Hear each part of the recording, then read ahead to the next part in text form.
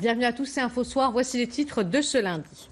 La 12e édition du Salon du Cheval, inaugurée par son Altesse Royale le Prince Moulay Rachid, donnant ainsi le coup d'envoi d'une semaine d'activités, de spectacles et d'initiation à l'équitation. Plus de 700 cavaliers représentant une quarantaine de pays participeront aux différentes compétitions. Les dispositions du projet de loi de finances 2020 présentées aux partenaires économiques et sociaux. La séance de travail a réuni le chef du gouvernement avec les représentants des centrales syndicales les plus représentatives et la Confédération générale des entreprises du Maroc. En Tunisie, Kais Saïd remporte l'élection présidentielle face à Nabil Karoui avec plus de 72% des voix. Conservateur, sans parti, le juriste âgé de 61 ans devient ainsi le deuxième président du pays élu démocratiquement au suffrage universel. Nous terminerons cette édition avec un rendez-vous qui ponctue les saisons de la mode à Casablanca depuis 7 ans. Le Casa Fashion Show séparait cette édition de couleurs italiennes sur le thème de la Dolce Vita. L'événement jongle avec talent entre culture occidentale, orientale et africaine. Madame, Monsieur, bonsoir. C'est un événement qui décline toutes les facettes de la filière équine, le Salon du Cheval d'El Jadida. Une manifestation qui est devenue au fil des ans un lieu de convergence aussi bien des adeptes du monde équestre que des exposants, conférenciers et cavaliers. La 12e édition de cet événement vient d'être inaugurée cet après-midi par son Altesse Royale le Prince Moulay Rachid, donnant ainsi le coup d'envoi d'une semaine d'activités, de spectacles et d'initiation à l'équitation. Plus de 700 cavaliers représentant une quarantaine de pays participeront aux différentes compétitions du salon. C'est un reportage de Samir Bouhmidi, Abdelrahim Bouhidjoui, le récit est de Salim Abnab. Sa visite célèbre l'ouverture de cette 12e édition. À son arrivée, son Altesse Royale le Prince Moulay Rachid a effectué une tournée à travers les différents stands d'exposition du salon avant d'assister au traditionnel et impressionnant spectacle équestre exécuté par les quelques 700 cavaliers venus d'une quarantaine de pays. Nous avons eu un spectacle exceptionnel de la participation de grandes cavaleries dans le monde. Et je pense que c'est une occasion de renforcer encore le lien entre le Maroc, le Marocain, la population et le cheval qui est un lien traditionnel, ancestral, historique, culturel. La filière se porte bien. Depuis l'avènement de cet événement lancé par Sa Majesté l'Inso, on a vu une amélioration dans la production des chevaux. Fidèle à sa tradition, l'événement met en compétition des dizaines de troupes de Fantasia avec à la clé le Grand Prix de Sa Majesté le roi Mohamed VI de Tboreda. Des championnats, des concours avec une participation record au niveau nation, au niveau cavalier et au niveau cheval. Également au niveau des conférences culturelles qui seront données à cette occasion et qui vont s'intéresser toutes à mettre en valeur le rôle que joue le cheval dans notre société. Le salon ouvre ses portes au public demain. Au moins 250 000 visiteurs sont attendus. Les amoureux du cheval et les curieux ont jusqu'à dimanche pour découvrir la filière équine sous toutes ses facettes. Les dispositions du projet de loi de finances 2020 présentées aux partenaires économiques et sociaux. La séance de travail a réuni le chef du gouvernement, Saïd El Athmani, avec les représentants des centrales syndicales les plus représentatives et la Confédération générale des entreprises du Maroc. Une réunion pour recueillir leurs suggestions et leurs attentes avant la présentation du texte au Conseil de gouvernement. Reportage Mrim Amlel et Hicham Souni, le récit est de Amina Mkhar. Autour d'une même table, le chef du gouvernement, les représentants des centrales syndicales les plus représentatives et la CGEM. Comme chaque année, il s'agit d'échanger avec les partenaires économiques et sociaux autour des grands axes du projet de loi de finances. L'objectif est d'exposer les orientations et grandes lignes du projet de loi de finances et de permettre ainsi aux syndicats d'exprimer leurs opinions avant la présentation du texte en Conseil de gouvernement. En attendant, les syndicats insistent sur 3 mesures à prévoir dans ce projet de loi de finances. Le relèvement du salaire minimum dans plusieurs secteurs, la baisse de l'impôt sur le revenu et l'augmentation des allocations familiales pour les fonctionnaires du secteur public. C'est l'occasion de voir à quel point le projet de loi de finances respecte les différents engagements du gouvernement. C'est aussi une manière pour nous de réitérer certaines de nos revendications, comme la baisse de la pression fiscale sur les salariés. Parmi nos principales revendications, la baisse de l'impôt sur le revenu telle que suggérée lors des assises nationales sur la fiscalité, mais également l'élargissement de la couverture sociale. Nous sommes ici pour aborder une série de questions cruciales liées au secteur privé comme la hausse du SMIC, comme prévu dans l'accord du 25 avril 2019. Cette réunion concrétise les engagements pris le 25 avril 2019, date à laquelle un accord tripartite a été signé avec les partenaires économiques et sociaux. Il vise à institutionnaliser le dialogue social et à améliorer le pouvoir d'achat des fonctionnaires et des salariés. Soutenir l'avenir de la jeunesse marocaine. Dans son discours prononcé devant les deux chambres du Parlement vendredi, Sa Majesté le Roi a appelé à accompagner les jeunes entrepreneurs à travers notamment la mise au point d'un programme spécial d'appui aux jeunes diplômés de financement des projets d'auto-emploi, une initiative appréciée à sa juste valeur et saluée par les jeunes. Reportage Maryam Amellal et Hicham Souni, le récit est de Amina Mdral. Permettre aux jeunes auto-entrepreneurs d'emprunter pour investir, c'est l'un des messages phares de ce discours de Sa Majesté le Roi Mohammed VI. Cet appel, lancé au secteur financier, trouve écho auprès d'une jeunesse marocaine pleine d'ambition. C'est une excellente initiative pour une jeunesse qui aspire à aller de l'avant. Cela va également accélérer le développement de l'économie nationale. En tant que jeune diplômé, je suis rassurée par ce discours car il incite les banques à nous tendre la main.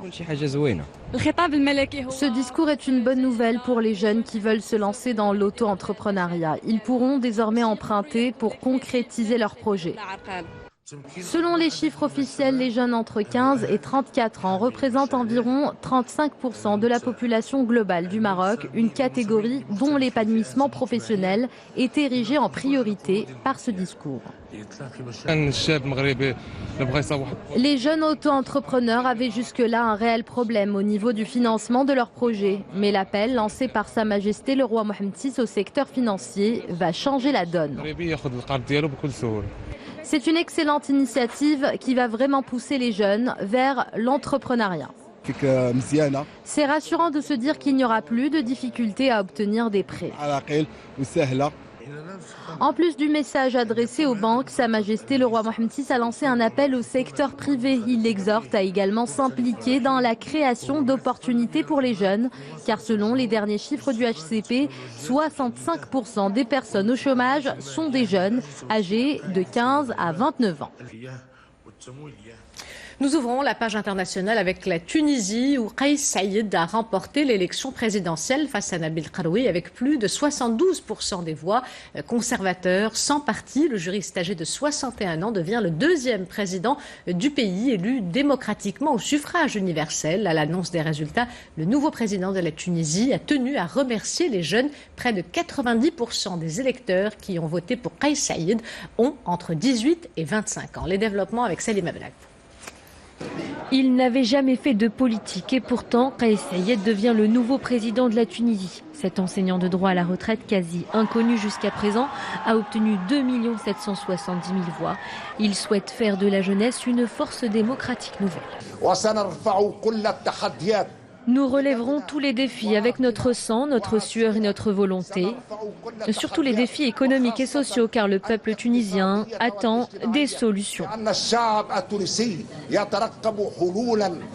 Sa victoire fulgurante confirme le souhait des Tunisiens d'en finir avec le système. Beaucoup se sont réveillés ce matin avec un sentiment de satisfaction, celui d'avoir eu pour la première fois des élections transparentes. Et nous sommes très fiers de ce succès. Il est proche de la jeunesse. Ce sont les jeunes qui ont voté pour Kais Saïed. Ils sont contre le système et souhaitent le changement. Ils souhaitent également que tout soit rebâti depuis le début. Les électeurs ont donc préféré passer outre les positions conservatrices de Kais Saïed et ont opté pour son désir d'en finir avec la corruption, fait pour lequel Nabil Karoui est justement aux prises avec la justice. Reste à savoir si le nouveau président aura suffisamment de poids dans l'arène politique du pays pour faire passer ses propositions qui seront relayées au Parlement, là où se situe l'essentiel du pouvoir. Et suite à son élection, Sa Majesté le Roi Mohammed VI a adressé un message de félicitations au nouveau président de la République tunisienne, Kais Saïed. Au lendemain de l'annonce d'un accord par les Kurdes contraints de se tourner vers le régime pour contenir l'offensive des forces turques dans le nord de la Syrie, les troupes de Damas se rapprochent de la frontière avec la Turquie. Depuis le 9 octobre, la Turquie mène une opération militaire contre les forces kurdes dans le nord de la Syrie, baptisée Source de paix. Cette offensive est la troisième d'Ankara dans ce pays depuis 3 ans. Elle a fait plus de 150 morts, dont une cinquantaine de civils, et a entraîné l'exode de plus de 160 000 personnes selon les Nations Unies. Le prix Nobel d'économie attribué à une Française et 2 Américains pour leur approche expérimentale de la lutte contre la pauvreté. Selon l'Académie royale des sciences, les recherches menées par les lauréats de cette année ont considérablement amélioré la capacité à lutter contre la pauvreté dans le monde. En 2 décennies seulement, leur nouvelle approche basée sur l'expérience a transformé l'économie du développement, qui est maintenant un domaine de recherche florissant.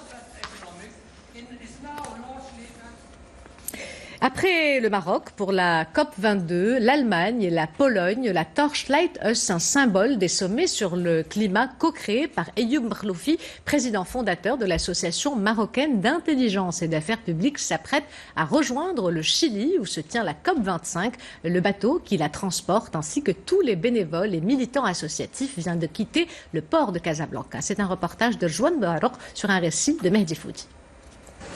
C'est à bord de ce bateau à voile que la torche Lighthouse fait escale à Casablanca, l'une des étapes de son périple vers le Chili où se tiendra la COP25.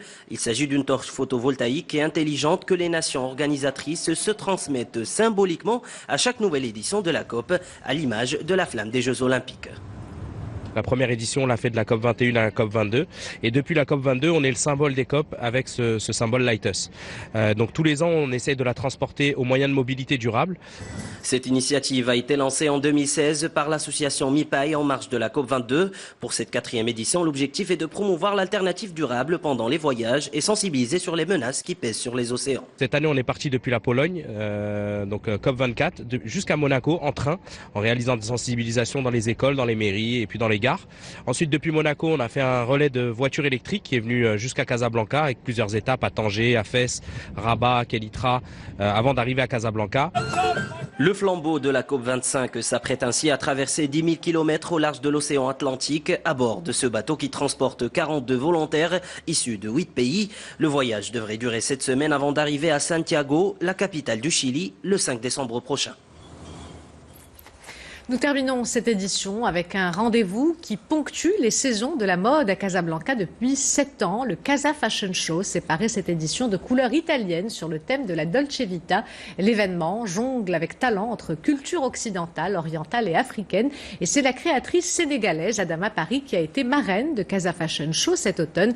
Et qui dit show dit spectacle assuré par de grandes stars. Retour sur le défilé avec ce reportage de Rita Saha et Hicham Behlawan, le récit et de Sabri Halissi. Le Casa Fashion Show ne déroge pas à sa règle entre glamour, élégance et modernité. L'événement se veut être le porte-étendard de la mode dans la métropole. Reflet d'une société moderne, mais très attachée à ses racines orientales et africaines.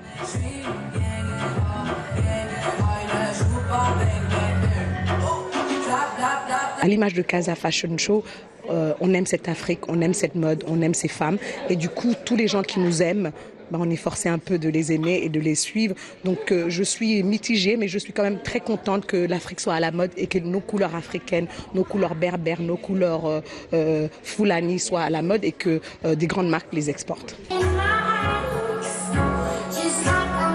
À l'honneur également des enseignes de luxe internationales, mais aussi marocaines. Thème de cette édition, la Dolce Vita, l'italienne et sa douceur de vivre qui s'illustre à travers des motifs floraux, des matières fluides et des camailleux de couleurs chaudes.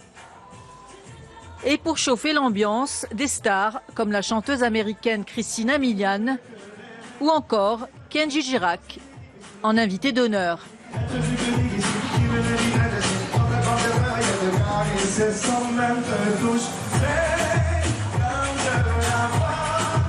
la mode, ça représente la joie de vivre, voilà, l'envie d'être beau, de prendre soin de soi et de découvrir des petits côtés de nous parfois qu'on ne connaît pas avec simplement un style vestimentaire. C'est un événement tellement spécial. Je l'ai découvert l'année dernière à travers mon fiancé qui s'y était produit. Et j'ai vu des vidéos en direct, prises, je crois, par des fans. Et donc, je n'ai eu que de bonnes impressions du show que j'avais vu et j'ai été tellement honorée quand on m'a demandé de venir chanter ici.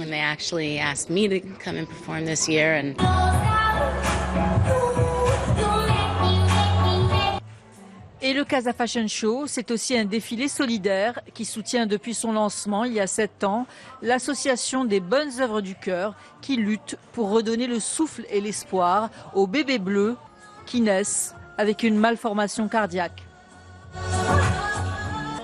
Avant de nous quitter, je vous rappelle l'une des principales informations de ce journal. C'est un événement qui décline toutes les facettes de la filière équine, le Salon du Cheval d'El Jadida, une manifestation qui est devenue au fil des ans un lieu de convergence aussi bien des adeptes du monde équestre que des exposants, conférenciers et cavaliers. La 12e édition de cet événement vient d'être inaugurée cet après-midi par son Altesse Royale le Prince Moulay Rachid, donnant ainsi le coup d'envoi d'une semaine d'activités, de spectacles et d'initiation à l'équitation. Plus de 700 cavaliers représentant une quarantaine de pays participeront aux différentes compétitions du salon.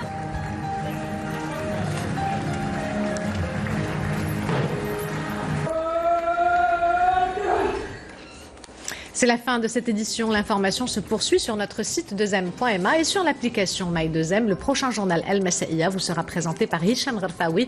Quant à moi, j'aurai le plaisir de vous retrouver demain à 20h15. En attendant, portez-vous bien et excellente soirée à tous.